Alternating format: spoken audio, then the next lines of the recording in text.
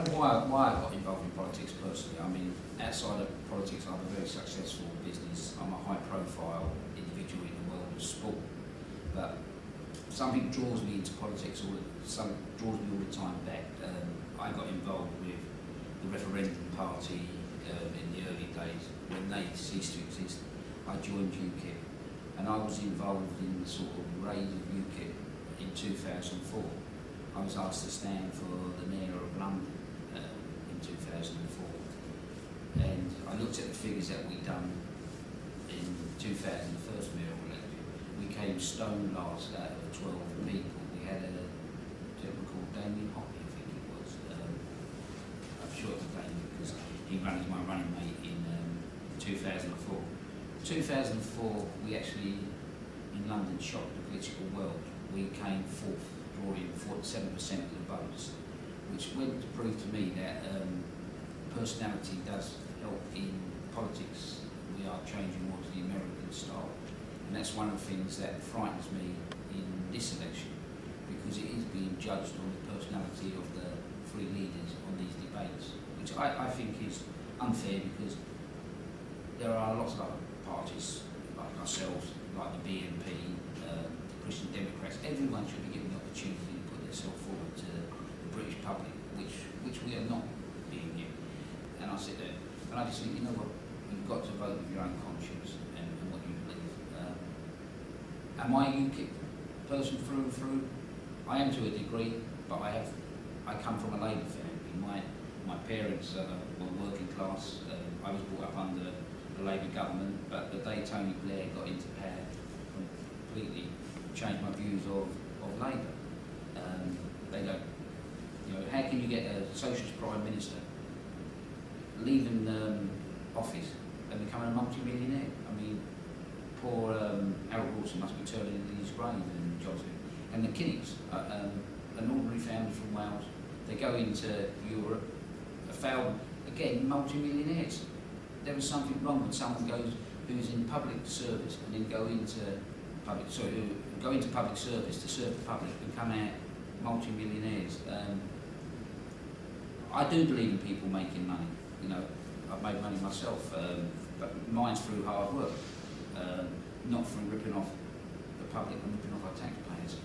And I think UKIP is the only party that gives you the chance to stand up and speak your own mind.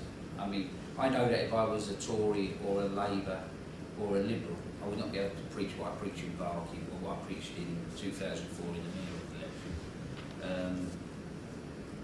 So that's the reason that I joined UKIP. And as I say, they are a very young party. We will grow. We're getting a lot younger. For the first time ever, we have a young UKIP department, and quite a few of them are working with me in Barking. And you know, I'm pleased because we never had that in 2004. But it's a very active branch. I think they've got about 80 or 90 members at the moment and growing, which is very good. So we welcome any new members in it. Unlike John, I don't worry about how many votes you get. I believe the seats are what count. You have to have members in Parliament. That's why UKIP is good. You can disagree with each other, and we do constantly. You need members in Parliament to make a change. We can have as many MEPs as we like. We have one of the greatest MEPs in the world, Nigel Farage. He's the most outspoken. Everyone loves him. He just says what he wants and he gets away with it. And you know, even in Barton, the old girls come and say, "Oh, we love that Nigel character in your part. He tells you how it is." But he can say what he likes in Europe because it will never change our country. If we do not get seats in Westminster, UKIP will fail. And what I just wanted to kind of pass on to you guys is Romsey and Southampton North, getting on to Frank, is one of those constituencies that is important. It's important for two reasons. First, it's from a Liberal Democrat perspective, it's vital ground. It's their most key marginal constituency.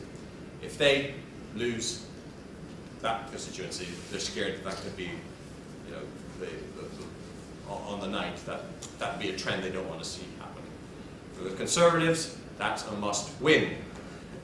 See, I've heard some of the strategists say, you know, Romsey, Southampton North is one of those constituencies that could basically, that'll tell the tale of this election. If the Conservatives take it, it's very likely that they'll go on to be a potentially a majority government. If they don't, it's still a minority kind of government. So what does this mean to us? For guys like me and Frank, or particularly for me, while I stood at Romsey Southampton North. My main focus is to deny a Conservative victory, mainly because there is no difference, I've got a little pamphlet, between the Liberal Democrat candidate and the Conservative candidate. Both are overwhelmingly pro-EU, pro-Euro. One won't admit it, but she has in the past come out to talk about how she's called sterling an outmoded currency, and that it's in the past. And I think once you got to know your local Conservative candidate, I'm not here to kind of talk about characters, you can kind of sense that certain people shouldn't be going forward to Parliament